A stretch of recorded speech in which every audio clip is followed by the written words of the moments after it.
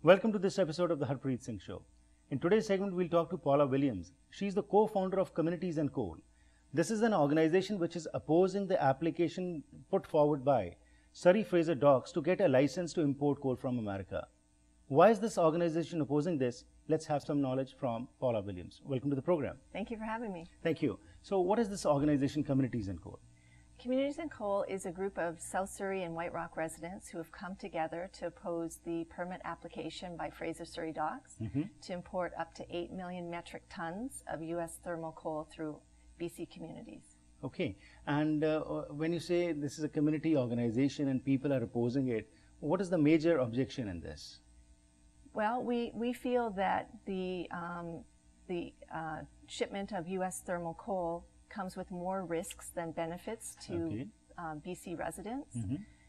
Surrey Docks says that it may add up to 25 jobs, but when you look at the risks associated with these shipments, it clearly is not worth it.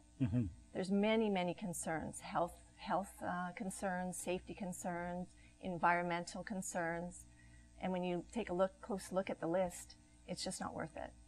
Right, and when we say Surrey Docks has put in an application, and to whom have they given this application and who's going to approve this? The application goes into Port Metro. It's a federally appointed board who has the power to decide yes or no as to whether or not this application is approved. But the public has asked for public hearings on this because there's many communities affected, all the way from White Rock all the way up to Texada Island. But at this point, Port Metro has refused or denied those requests. But when we talk about the public hearings, is it that can they go on their own without consulting the public also?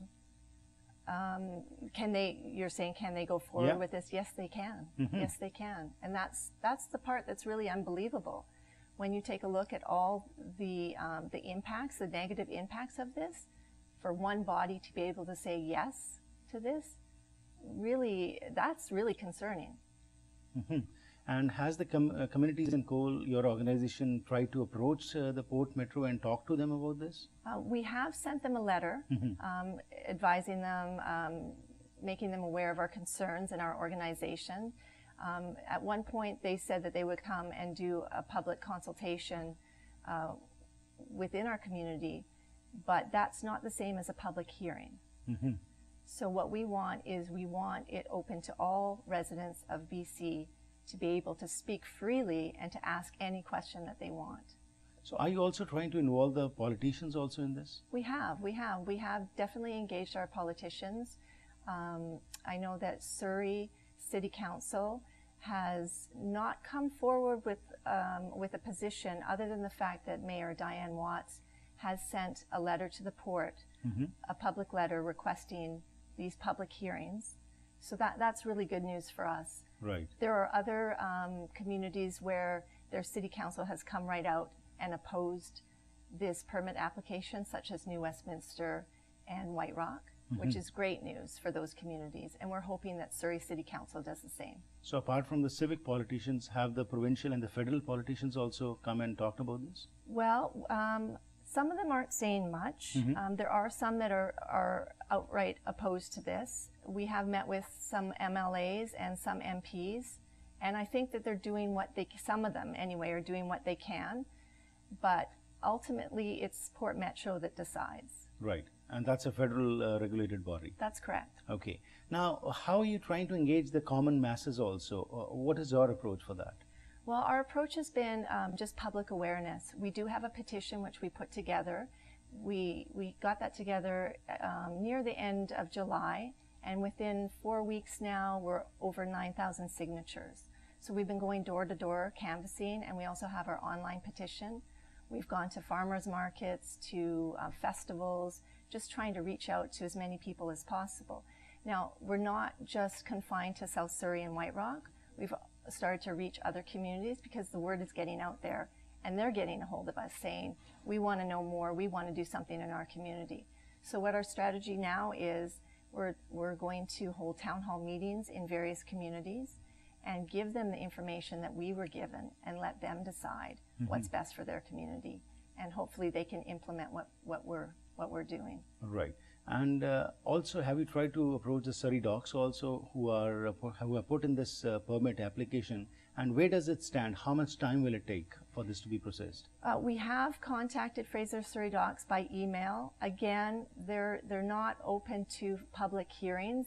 They're willing to meet one-on-one, but we believe that something of this nature should be open to the public, the conversation. Right.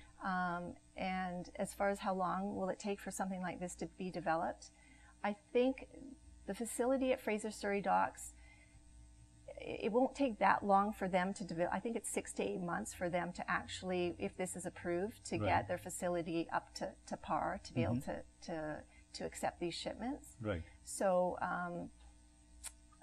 they're actually in a pretty good position to do this. All they need is the go-ahead. Right.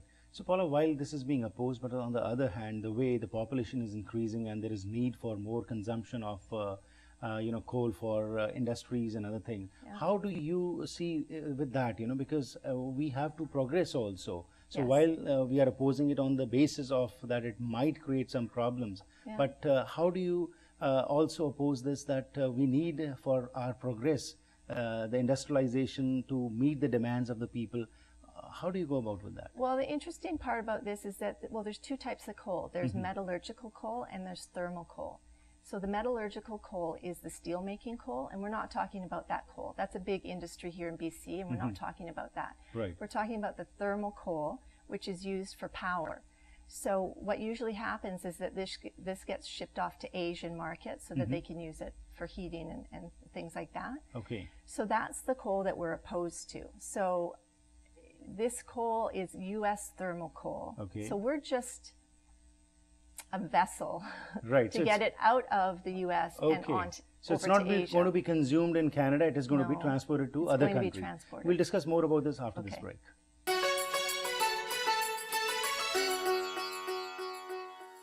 Once again, welcome back to the program. We are talking to Paula Williams. She is the co-founder of Communities and Coal. So before the break, you were talking about that thermal coal and the other coal. And you are not opposing the thermal. You're opposing the thermal coal, but not the regular coal. Yeah, not the metallurgical coal. Okay. So when we talk about thermal coal, and your main opposition is that Surrey Fraser Docks will be used as a transit facility for sending coal, U.S. coal from here to Asia or some other countries. That's so right. That's the only opposition. That's right. But you also mentioned in the beginning about the health concerns and about the other negative consequences of this particular kind of coal. Yes. What kind of research has been done which can prove that, yes, this has some negative consequences? Right. Well, we had a doctor come up from Bellingham because they're fighting the same issue down there. There's an application to develop a coal transfer facility at Cherry Point. And the communities of Bellingham most of them are against it, the residents. There's 160 doctors down there who have been working together to raise awareness on the health concerns that the coal dust as well as the diesel particulate matter from the trains will bring. So a lot of the research we have has come from that group, and they're doctors who have researched medical journals. So this comes from reputable sources. So with coal dust, the problem with coal dust is that it causes a lot of respiratory illness, such as emphysema and chronic bronchitis. And then you also have an issue with the diesel particulate matter that comes from the trains. This matter is you can't view it with the human eye. It's so small, and it can reach the farthest points of your lungs. And the problem with this is that it also causes respiratory illness, and it can cause cancer and gives some individuals an increase in heart attacks. Okay. There's a number of other issues, but those are some of the main ones. Okay. So we're really concerned about this because when this is shipped, it travels along White Rock, South Surrey, Crescent Beach, North Delta, and then into Surrey. So there's a lot of people that this is going to affect. And then from there, it'll get barged down the Fraser River. And as you know, there's a lot of communities along the Fraser where in this case, the coal dust will reach these people. Now, if you look at Fraser Surrey Docks, if you Google map it, you'll notice that within 5 kilometers or less, there's 3 elementary schools. Right. 3 elementary schools. Now, Dr. Frank James from Bellingham says that this coal dust can travel up to 5 kilometers from the source.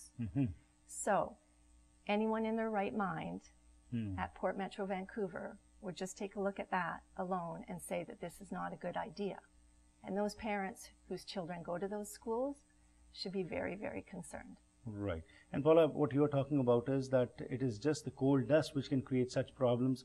God forbids, what if there is some derailment or something happens? That's a secondary feature. You're not discussing, not concerned about that right now. Well, there's a number of issues, and that's the interesting part about this whole topic is that I think there's so many different issues that anyone can find something to be concerned about. From health issues to derailment, to noise pollution, to increased traffic, vibration issues with foundation, safety concerns, for example. At Crescent Beach, there's only one road in and one road out. If there's an increase in trains, these trains could be 130 cars long. If it's 130 cars long and there's an emergency, they basically have to sit and wait. I mean, there is a process of stopping the trains, unhooking it, moving the train forward, but that still takes time.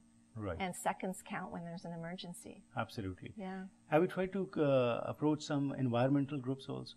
We have been working a little bit with the Wilderness Committee from the standpoint they've come to some of our town hall meetings and just raised awareness on what the burning of these fossil fuels will do to climate change. But for the most part, we've just remained a group of residents reaching out to residents, and we believe that that's the most powerful approach. Right. So, Paula, like you were saying in the beginning also that you are getting petitions signed and online petitions are also there, and you're also having town hall meetings, meeting the public, and there's a good response. So let us know a little bit about it. If anybody wants to be a part of this movement, how can they be a part of this? Well, they can go to our website, which is communitiesandcoal.com. And like I said, the petition is there so they can sign it. And our contact information is also there. They can get a hold of us. And if they'd like us to come to their community and share the information we have and help them get started to raise awareness, we're more than happy to do that. We just had a town hall meeting in Ladner, and it was a huge success. And then we have another one coming up in North Delta and North Surrey in about 2 weeks, and we're hoping that a lot of people from the community show up and listen to what we have to say, and we're more than happy to help them. Right. And when you are reaching the public and you're telling them about the health concerns and the other negative consequences which might occur because of this movement of the trains and the coal, what kind of response are you getting, and also is it having some impact? What is your target? How many petitions you want to get signed and send, and you feel that that will have some impact on Metro Port Vancouver? Well, when we talk to different communities, I think the general response is complete shock and fear that this could be happening, that this could be approved, and that no one in their right mind would want this for their children and for the future. So as far as petitions go, how many petitions are we looking at? Well, you know what?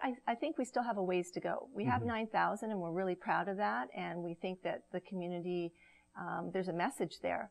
But there's so many more communities that are ready to get on board. And we're just going to see what happens here. And when we're ready, we're going to let Port Metro know, and also the Minister of Transport, Lisa Ray.